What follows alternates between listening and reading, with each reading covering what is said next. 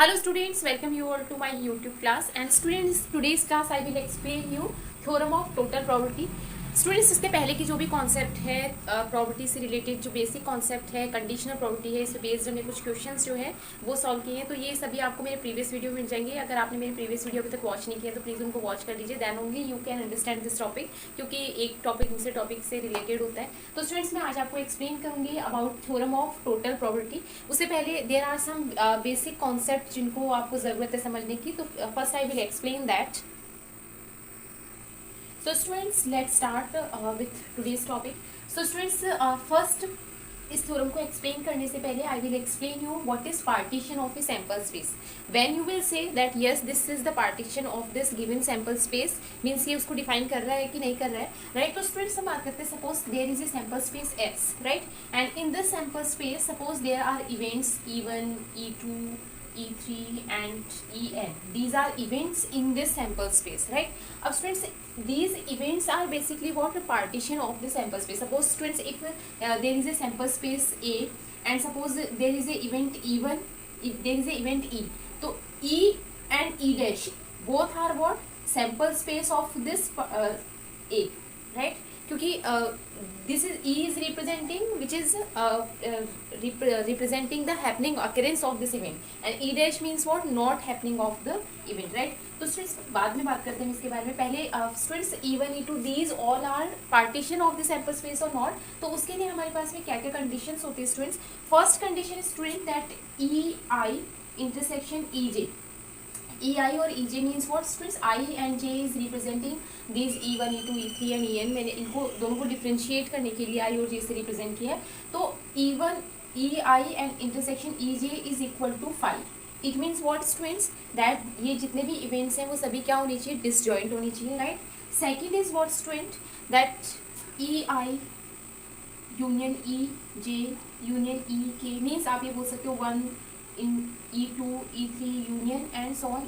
En is equal to S means इन सबको जब आप कंबाइन करेंगे तो वो सैंपल स्पेस को क्या करना चाहिए? जनरेट करना चाहिए, राइट. या आप ये बोल सकते हो कि वो उसके इक्वल होना चाहिए. ये जो सैंपल, ये जो इनका यूनियन है वो S के ही इक्वल होना चाहिए, सैंपल स्पेस के इक्वल होना चाहिए, राइट.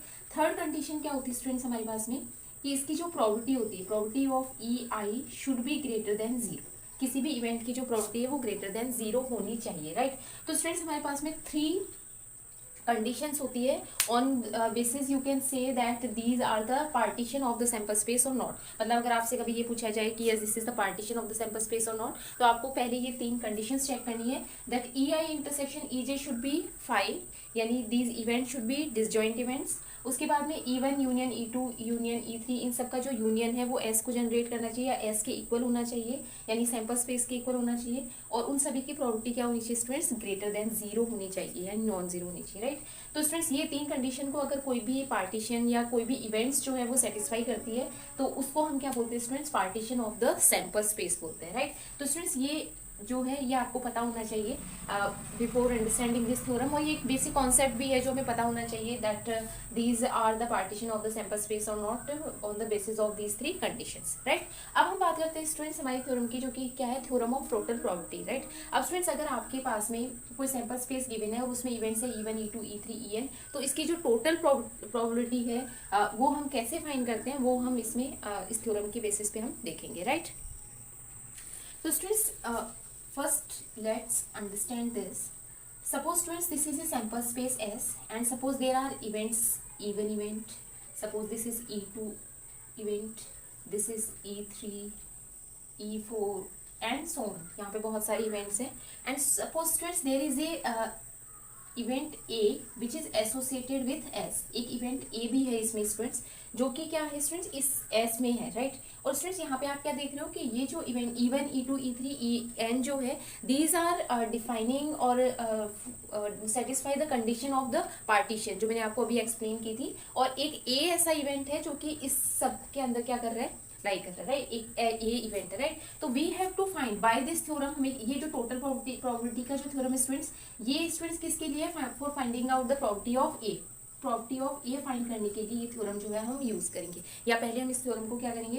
इसका डेरिवेशन करेंगे for finding out the property of A, right. तो इसको हम क्या बोलते हैं स्टूडेंट? टोटल प्रॉपर्टी बोलते हैं, राइट. तो स्टूडेंट्स, इसको समझने से पहले हम क्या करते हैं स्टूडेंट्स? अब स्टूडेंट्स हमारे पास में ये जो E1 E2 E3 या E4 या En जितने भी इवेंट्स गिवन है वो सभी इवेंट्स क्या है स्टूडेंट, डिसजॉइंट इवेंट है, और इन सब का जो यूनियन है वो S के इक्वल है। एंड दूसरा स्टूडेंट्स ये जो इवेंट है इन सब की प्रोबेबिलिटी क्या है, ग्रेटर देन 0 है, नॉन जीरो है, राइट।